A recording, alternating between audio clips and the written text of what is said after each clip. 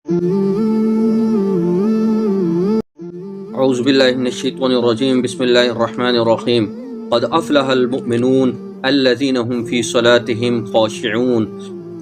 قال النبی صلی اللہ علیہ وسلم ان اول ما يحاسب به العبد یوم القیامة من عمله صلاته ان صلحت فقد افلح وانجح وان فسدت فقد خاب وخسر او کما قال علیہ الصلاۃ والسلام۔ حاضرین محترم، قرآن مجید اور احادیث مبارکہ میں نماز کے اوپر اتنا زیادہ تاکید آئی ہے کہ باقی عبادات میں اتنا نہیں آئی، حتیٰ کہ جتنا بھی باقی عبادات ہیں ان کا حکم اللہ عز و جل نے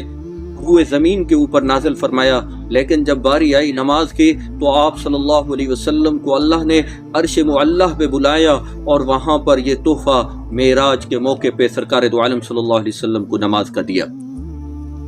اور اسی طرح آپ صلی اللہ علیہ وسلم نے فرمایا کہ قیامت کے دن سب سے پہلے نماز کا سوال کیا جائے گا، اور نماز کو دین کا ستون کہا گیا ہے۔ وہ کون سی وجوہات ہیں کہ جس کی بنا پر نماز کے اوپر اتنا تاکید کی گئی ہے، انشاءاللہ یہ ہم پوری ویڈیو میں اس کو ذکر کرتے ہیں۔ آخر تک ہماری ویڈیو سنیے گا، ہمارے چینل کو سبسکرائب کریں اور بیل آئیکن کے بٹن کے اوپر پریس کر دیں تاکہ آئندہ آنے والی اچھی ویڈیوز آپ کو بر وقت ملتی رہیں۔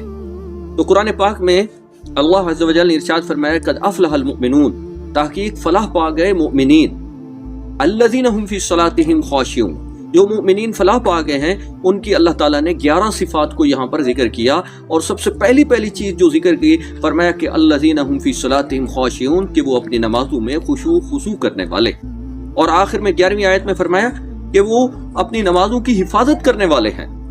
اور اسی طرح سرکار دو عالم صلی اللہ علیہ وسلم نے ارشاد فرمایا، سیدنا ابو ہریرہ رضی اللہ تعالی عنہ سے یہ حدیث منقول ہے، فرماتے ہیں سمعت رسول اللہ صلی اللہ علیہ وسلم یقول، میں نے رسول اللہ صلی اللہ علیہ وسلم کو یہ فرماتے ہوئے سنا کہ آپ فرما رہے تھے ان اول ما يحاسب به العبد یوم القیامت من عمله، کہ ان بندے کے اعمال میں سے جس عمل کا سب سے پہلے قیامت کے دن حساب و کتاب ہوگا وہ اس کی نماز ہے، یعنی اس نے اس نماز کو وقت پر ادا کیا، خشوع و خضوع کے ساتھ ادا کیا، تمام ارکان کو صحیح طریقے سے ادا کیا۔ آگے فرمایا کہ وَإِن صَلَحَتْ فَقَدْ أَفْلَحَ وَأَنجَحَ،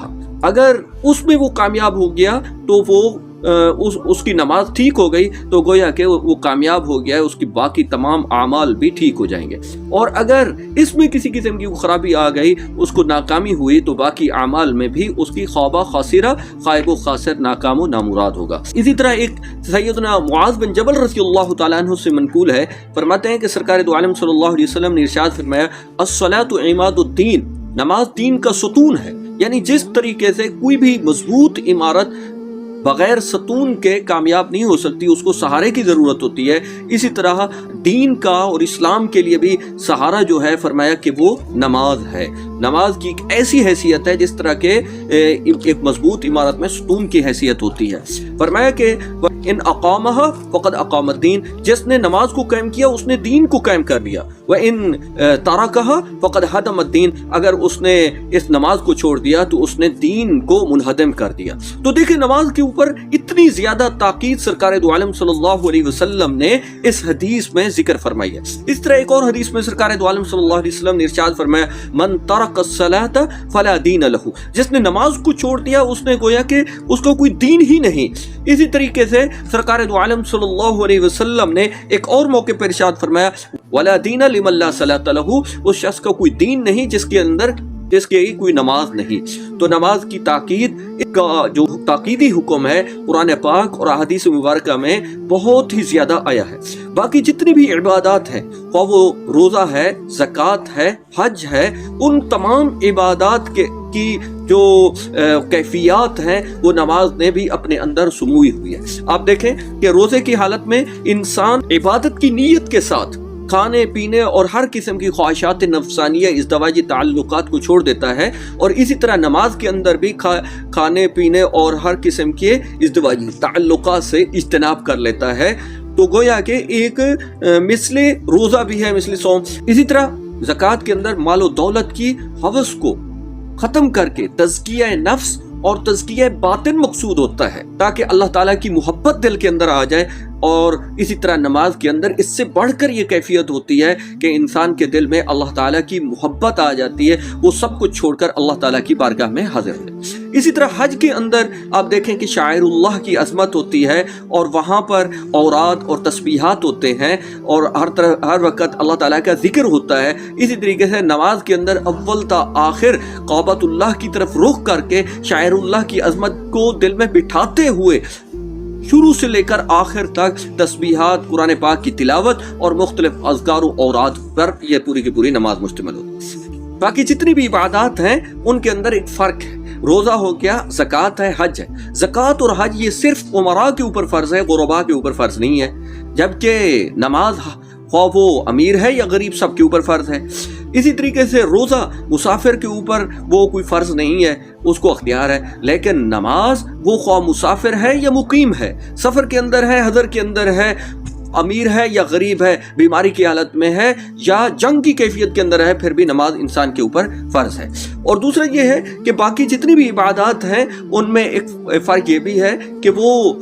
زندگی میں ایک مرتبہ فرض ہے تو وہ فرض ادا ہو جاتا ہے۔ مثال کے طور پر حج ہے، وہ زندگی میں ایک مرتبہ فرض ہوگا، اور زکوٰۃ ہے وہ سال میں ایک مرتبہ فرض ہے۔ رمضان مبارک کے روزے ہیں وہ صرف ماہ رمضان کے اندر ہی ان کی ادائیگی فرض ہوتی ہے، باقی جتنا بھی اوقات ہیں اس میں وہ انسان کے اوپر فرض نہیں ہے۔ لیکن جو نماز ہے اس کی کیفیت یہ بیان فرمائی گئی کہ وہ روزانہ انسان کے ذمہ لازم ہے، اور 5 وقت نماز اس میں ایک خاص صفت یہ بھی ہے کہ نماز بذات خود عبادت ہے، جبکہ باقی جتنی بھی عبادات ہیں وہ اس میں روزہ ہے تو وہ اللہ تعالیٰ کا حکم آیا تو وہ عبادت بنی، زکوٰۃ ہے تو اس میں اللہ تعالیٰ کا حکم آیا تو وہ عبادت بن گئی، اور حج بیت اللہ یہ بھی اللہ تعالیٰ کے حکم کی تعمیل میں وہ عبادت بنے گی۔ لیکن نماز یہ بذات خود عبادت ہے، اول سے لے کر آخر تک۔ حضرت ابراہیم خلیل اللہ کو اللہ نے حکم دیا کہ اپنے بیٹے کو میری راہ میں قربان کرو، تو حضرت اسماعیل علیہ السلام کو وہ لے کے گئے، ان کو لٹا دیا، چھری چلانے لگے تو اللہ نے ان کی جگہ کے اوپر ایک دمبا یعنی مینڈھا بھیج دیا، پھر وہ اس کو ذبح کیا، تو حضرت ابراہیم نے اللہ کے حکم کی تعمیل بھی کی اور آپ کا بیٹا فرزند ارجمند بھی بچ گیا، تو آپ نے شکرانے کے طور پر وہاں پر نماز ظہر ادا کی۔ اسی طرح حضرت عزیر علیہ السلام یہ بھی اللہ کے نبی ہیں، 100 سال تک کا کہتے ہیں کہ اللہ نے ان کو نیند کی حالت میں جو ہے نیند کی کیفیت دے دی، اور اس طرح حضرت عزیر علیہ السلام 100 سال تک سوئے رہے، اور آپ کے ساتھ جو جانور تھا وہ بھی گل سڑ گیا۔ پھر جب آپ کو بیداری ہوئی تو اس وقت عصر کا ٹائم تھا، اللہ تعالیٰ نے اس جانور کے اوپر گوشت پوشت دوبارہ وہ لگایا اور وہ زندہ ہو گیا، تو حضرت عزیر علیہ السلام نے نماز عصر شکرانے کے طور پر ادا کی۔ اسی طرح حضرت داؤد علیہ السلام کہا یہ جاتا ہے کہ آپ اللہ کی بارگاہ میں ہر وقت توبہ کیا کرتے تھے، تو جب سورج غروب ہوا تو اس وقت آپ کی توبہ قبول ہوئی، تو آپ نے 4 رکعت کی نیت کر کے نمازیں پڑھی، اور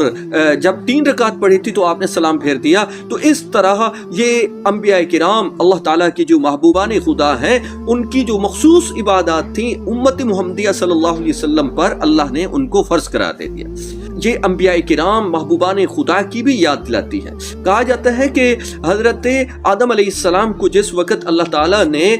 جنت سے روئے زمین کے اوپر بھیجا تو اس وقت یہاں پہ رات تھی، تاریکی ہی تاریکی تھی، اندھیرا تھا، اور ظاہر ہے حضرت آدم علیہ السلام نے کبھی تاریکی دیکھی نہیں تھی، جنت میں تو ہمیشہ روشنی ہی روشنی تھی، تو جب یہاں پر حضرت آدم علیہ السلام پہنچے تو ظاہر ہے وہ پتہ نہیں کیا کیفیت ہوگی، تو اس کے بعد وہ اندھیرا چھٹا اور صبح کی روشنی ہوئی، تو حضرت آدم علیہ السلام نے شکرانے کے طور پر فجر کی نماز ادا کی۔ اسی طرح پھر فرمایا گیا کہ اگر آپ کے اوپر کوئی مصیبت آئے تو آپ صلاۃ الحاجت پڑھ لیں، اور اگر آپ کو کسی قسم کی کوئی بارش کی تنگی ہو رہی ہے، بارش نہیں ہو رہی، تو صلاۃ الاستسقاء پڑھیں، سورج گرہنا ہے، چاند گرہنا ہے تو اس وقت بھی فرمایا گیا کہ اللہ کی بارگاہ میں حاضر ہو جائے، صلاۃ کسوف یا صلاۃ خسوف یعنی سورج گرہن اور چاند گرہن کے لیے نمازیں یہ ادا کریں۔ تو گویا کہ ہمیں اسلام نے یہ سکھایا کہ جب بھی کوئی مصیبت آئے، کوئی تکلیف آئے، یا اللہ کی بارگاہ میں آپ لوگ متوجہ ہو جائیں اور فوراً نماز ادا کریں۔ اسی طرح اگر اللہ تعالیٰ آپ کو انعامات دے رہے ہیں تو اس پر بھی شکرانے کے طور پر نماز ادا کریں۔ اور اس کے علاوہ انسان جب نماز پڑھتا ہے تو نماز کے اندر انسان کا بدن بھی پاک صاف ہو جاتا ہے اور صفائی و ستھرائی کا خیال ہوتا ہے، اور ساتھ ساتھ انسان ہر قسم کی ظاہری اور باطنی صفائی کا اہتمام بھی کرتا ہے، انسان بہت ساری بیماریوں سے بھی بچ جاتا ہے۔ اور اسی لیے فرمایا ان الصلاۃ تنہی عن الفحشاء والمنکر، کہ انسان کو نماز جو ہے وہ بے حیائی سے اور منکرات سے بچاتی ہے۔ اور جو قرآن پاک میں آیا کل قد علم الصلاۃ وتسبیحہ، کہ ہر ایک نے اپنی نماز کو اور اپنی تسبیح کو جان لیا، تو یہ بھی اللہ تعالیٰ نے جتنے بھی مخلوقات پیدا کی ہیں ان کے لیے نماز متعین فرمائی، اور ان کی جو نماز تھی وہ ان کے مناسب حال، ان کی خلقت اور ان کی وضع کے لحاظ سے اللہ تعالیٰ نے ان کے لیے نماز رکھی ہے، اور وہ اسی حساب سے نماز ادا کرتے ہیں۔ مثال کے طور پر اللہ تعالیٰ نے درختوں کو بنایا تو ان کے اندر قیام والی حالت ہے، تو وہ قیام کی حالت میں اپنی نماز ادا کرتے ہیں۔ اور پھر اللہ تعالیٰ نے اگر جانوروں کو، حیوانات کو بنایا تو وہ جھکے ہوئے ہیں، رکوع کی حالت میں ہیں، اس سے وہ انحراف بھی نہیں کر سکتے، تو ان کی نماز کے اندر صرف رکوع ہی ہے اور وہ اس طرح نماز ادا کرتے ہیں۔ پھر اللہ تعالیٰ نے حشرات الارض، یعنی پیٹ کے بل چلنے والے جتنے جانور ہیں یا کیڑے مکوڑے جو رینگنے والے ہیں زمین کے اوپر، ان کے اندر سجدے والی کیفیت ہے، تو اللہ تعالیٰ نے ان کی نماز میں صرف سجدہ ہی رکھا۔ اور پہاڑ ہیں ان کے اندر اللہ تعالیٰ نے تشہد رکھا، تو وہ تشہد والی کیفیت کے اندر ہی نماز ادا کرتے ہیں۔ پھر پرندے ہیں، ان کے اندر انتقالات ہیں، وہ ایک حالت سے دوسری حالت کی طرف منتقل ہوتے رہتے ہیں، کبھی زمین پہ ہے اور کبھی فضاؤں کے اندر وہ اڑ رہے ہیں، تو ان کی نماز گویا کہ اس میں انتقالات بھی ہیں۔ اور اس کے علاوہ فرشتے ہیں، تو اللہ تعالیٰ نے ان کے اندر صف بندی والی وہ قطار در قطار صف کے اندر کھڑے ہوتے ہیں، کوئی رکوع کے اندر ہے، کوئی سجدے کے اندر ہے، کوئی قیام کے اندر ہے، وہ اس طرح اپنی نماز اللہ کی بارگاہ میں ادا کر رہے ہوتے ہیں۔ اور اس طرح اگر دیکھا جائے باقی جتنا بھی حیوانات ہو گئے، جمادات ہو گئے، اور ان کے لیے جو اللہ تعالیٰ نے نمازیں متعین کی ہیں، اس کے علاوہ یہ جو زمین ہے، آسمان ہے اور سیارے ہیں، ان کی جو نماز ہے وہ گردش ہے۔ وہ کہتے ہیں کہ ایک چکر وہ اس طرح مکمل کرتے ہیں، پھر دوبارہ شروع کر دیتے ہیں، تو اس طرح وہ گردش کرتے رہتے ہیں کائنات کے اندر، ان کی نماز اس طرح ہوتی ہے۔ تو اللہ تعالیٰ نے وہ اپنی مخلوقات، چونکہ مومنین کو اشرف المخلوقات بنایا، اس لیے ان کی نماز بھی جامع عبادت بنائی، تو وہ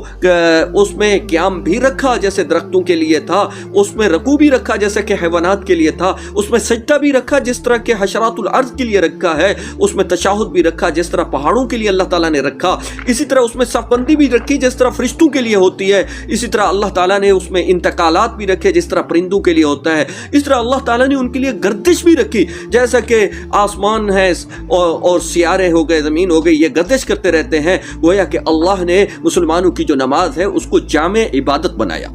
اور پھر یہ ہے کہ اگر کوئی آدمی یہ چاہتا ہے کہ میں مسلمان ہوں، تو اسلام کا دعویٰ بغیر نماز کے، بغیر ثبوتوں کے اور بغیر دلائل، بغیر شواہد کے ہوگا۔ اور جو یہ بات ذہن نشین رکھ لینی چاہیے، جب ان تمام حقائق کو جان لیا تو اللہ عز و جل کی جو مخلوق ہے، اللہ کے ساتھ محبت رکھنے والے نبی پاک صلی اللہ علیہ وسلم کے جو وفادار امتی ہیں، وہ کبھی بھی نماز کو چھوڑیں گے نہیں۔ اگر ہم یہ چاہتے ہیں کہ ہمارے گناہوں کو معاف کر دیا جائے، ہمارے رزق کے اندر برکت ہو جائے، اور ہمارے جو دنیاوی یا دینی مصائب، پریشانیاں ہیں وہ دور ہو جائیں، قبر کے اندر جب ہم جائیں تو ہماری قبر کی تاریکی دور ہو جائے، اور اسی طرح جب منکر نکیر سوالات کریں تو اس میں ہمارے لیے آسانی ہو جائے، اور جب حشر کا مقام ہو تو وہاں پر جہنم کی آگ ہمارے اوپر حرام ہو جائے، وہ صراط کا جو سخت ترین مرحلہ ہے وہ بھی ہمارے لیے آسان ہو جائے، اسی طرح جو 50,000 سالہ دن، مشکل ترین دن، وہ بھی ہمارے لیے اللہ تعالیٰ اس میں ہمارے لیے آسانیاں پیدا کر دے، اور اللہ تعالیٰ کی رحمت کا شامیانہ اس دن ہمارے لیے ہو۔ تو ہمیں چاہیے کہ ہر وقت ہم نماز کی فکر کے اندر رہیں۔ فجر کی نماز پڑھی ہے تو ظہر کی فکر ہونی چاہیے، ظہر کی نماز پڑھی ہے تو عصر کی فکر ہونی چاہیے، عصر کی نماز پڑھ لی ہے تو مغرب کی فکر ہونی چاہیے، مغرب کی نماز پڑھی ہے تو عشاء کی فکر ہونی چاہیے۔ اپنے دنیاوی مشاغل میں، مصروفیات میں بھی رہیں، رزق کو بھی تلاش کرتے رہیں، اور انسان کا ذہن، انسان کے دل کے اندر نماز کی بھی فکر رہے، تو انشاءاللہ عز و جل ہماری دنیا بھی سنور جائے گی، آخرت بھی بن جائے گی، ہمارے تمام مسائل بھی حل ہو جائیں گے، اور اللہ میاں بھی ہمارے اوپر راضی ہو جائے گا۔ دعا فرمائے اللہ تعالی ہمیں عمل کی توفیق عطا فرمائے۔ وآخر دعوانا ان الحمد للہ رب العالمین۔